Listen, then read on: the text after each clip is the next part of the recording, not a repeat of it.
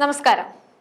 സംസ്ഥാനം അതിരൂക്ഷമായ സാമ്പത്തിക പ്രതിസന്ധി നേരിടുകയും ദൈനംദിന ചെലവുകൾക്ക് പോലും പണം കണ്ടെത്താൻ പ്രയാസപ്പെടുകയും ചെയ്യുമ്പോൾ മുഖ്യമന്ത്രിയുടെ യാത്രയ്ക്കായി കേരള സർക്കാർ പ്രതിമാസം 80 ലക്ഷം രൂപ വാടക നൽകുന്ന ഹെലികോപ്റ്റർ കരാർ പൊതുജന ഖജനാവിന്മേലുള്ള ഒരു കനത്ത ബാധ്യതയായി മാറിയിരിക്കുകയാണ്.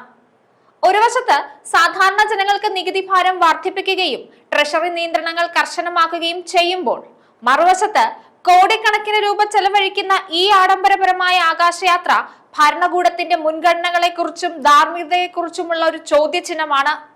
മാവോയിസ്റ്റ് വിരുദ്ധ പ്രവർത്തനങ്ങൾക്കായി നൽകിയിരുന്ന കേന്ദ്ര ഫണ്ട് വെട്ടിക്കുറച്ചതോടെ ഈ കരാറിന്റെ നിലനിൽപ്പ് തന്നെ ആശങ്കയിലായ സാഹചര്യത്തിൽ പൊതുപണം ഉപയോഗിച്ചുള്ള ഈ പറക്കും ദൂർത്ത് എത്രത്തോളം ന്യായീകരിക്കാൻ കഴിയും? സംസ്ഥാനം കടുത്ത സാമ്പത്തിക പ്രതിസന്ധിയിലൂടെ കടന്നു പോകുമ്പോൾ മുഖ്യമന്ത്രിയുടെ യാത്രയ്ക്കായി കേരള സർക്കാർ പ്രതിമാസം 80 ലക്ഷം രൂപ ചെലവഴിക്കുന്ന ഹെലികോപ്റ്റർ വാടക കരാർ വീണ്ടും വിവാദങ്ങളുടെ കേന്ദ്ര ബിന്ദുവായി മാറിയിരിക്കുകയാണ്. പ്രതിവർഷം 9 കോടി 60 ലക്ഷം രൂപയോളം പൊതുഖജനാവിന് ബാധ്യത വരുത്തുന്ന ഈ പറക്കും ചെലവ് വലിയ ദൂർത്താണെന്ന വിമർശനമാണ് പ്രതിപക്ഷം ഉയർത്തുന്നത്. ഇതിനിടയിൽ കരാറിന്റെ നിലനിൽപ്പിനെ തന്നെ ചോദ്യം ചെയ്തുകൊണ്ട് കേന്ദ്ര സർക്കാരിന്റെ പ്രത്യേക ഇടപെടൽ ഉണ്ടായിരിക്കുന്നത് സംസ്ഥാന ഭരണകൂടത്തിന് കനത്ത തിരിച്ചടിയായി. ഹെലികോപ്റ്റർ വാടകയ്ക്ക് എടുക്കുന്നതിന് പ്രധാന കാരണമായി സംസ്ഥാന സർക്കാർ ചൂണ്ടിക്കാട്ടിയിരുന്നത് മാവോയിസ്റ്റ് വിരുദ്ധ പ്രവർത്തനങ്ങൾക്കും ദുരന്ത നിവാരണ പ്രവർത്തനങ്ങൾക്കും വേണ്ടിയുള്ള ഉപയോഗമാണ്. എന്നാൽ ഹെലികോപ്റ്റർ കാര്യമായ ഉപയോഗമില്ലാതെ വെറുതെ ഇരിക്കുകയാണെന്ന വിമർശനം നേരത്തെ തന്നെ ശക്തമായിരുന്നു. ഈ പശ്ചാത്തലത്തിലാണ് മാവോയിസ്റ്റ് വിരുദ്ധ പ്രവർത്തനങ്ങൾക്കായി കേന്ദ്രം സംസ്ഥാനത്തിന് നൽകിയിരുന്ന ഫണ്ടിന്റെ അളവ് വെട്ടിക്കുറച്ചത്. ഇത് കരാറിനെ പ്രതിസന്ധിയിലാക്കി. പോലീസിന്റെ കണക്കനുസരിച്ച് കേരളത്തിൽ മാവോയിസ്റ്റ് സാന്നിധ്യം കുറഞ്ഞതായും ചില ജില്ലകളെ മാവോയിസ്റ്റ് ബാധിത പ്രദേശങ്ങളുടെ പട്ടികയിൽ നിന്ന് ഒഴിവാക്കിയതായും കേന്ദ്രം കണ്ടെത്തിയതോടെ ഫണ്ടിൽ 75% വെട്ടിക്കുറച്ചു. ഇതോടെ 15 കോടിയോളം രൂപയാണ് കേരളത്തിന് നഷ്ടമായത്. മാവോയിസ്റ്റ് ബാധിത ജില്ലകളുടെ പട്ടികയിൽ നിന്ന് വയനാട്, പാലക്കാട്, മലപ്പുറം ജില്ലകളെ കേന്ദ്ര സർക്കാർ ഒഴിവാക്കിയതാണ് പ്രതിസന്ധിക്ക് കാരണം.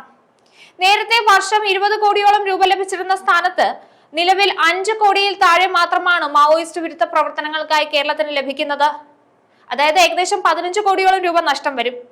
ഹെലികോപ്റ്റർ വാടക ഇനത്തിൽ മാത്രമുള്ള ഏകദേശ ചെലവ് 9 കോടി 60 ലക്ഷത്തോളം രൂപയാണെന്നിരിക്കെ ഈ ആവശ്യത്തിനായി കേന്ദ്രത്തിൽ നിന്ന് ലഭിക്കുന്ന പണം മതിയാകാതെ വരും.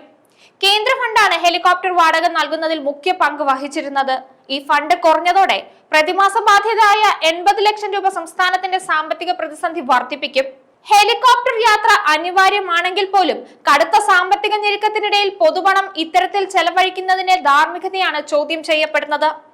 കേന്ദ്രത്തിന്റെ ഈ നീക്കം കരാർ സംബന്ധിച്ച വിവാദങ്ങൾ വർദ്ധിപ്പിക്കുകയും ഹെലികോപ്റ്റർ വാടകയ്ക്ക് എടുക്കാനുള്ള സംസ്ഥാന സർക്കാർ തീരുമാനത്തിന്റെ യുക്തിയെ വീണ്ടും ചർച്ചാ വിഷയമാക്കുകയും ചെയ്യുന്നു.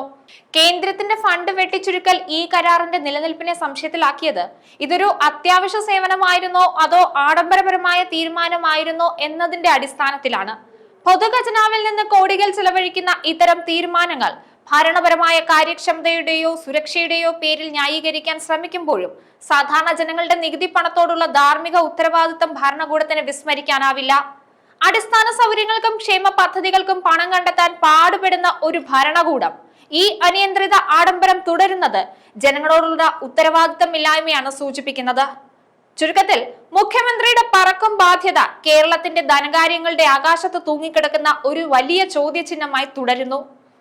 സാമ്പത്തിക അച്ചടക്കമില്ലായ്മയുടെയും ധൂർത്തിന്റെയും പ്രതീകമായി മാറുകയും ചെയ്തിരിക്കുന്നു ഇത്. ഈ വിഷയത്തിൽ സുതാര്യതയും പൊതുതാൽപര്യവും മുൻനിർത്തിയുള്ള ഒരു പുനഃപരിശോധന അനിവാര്യമാണ്.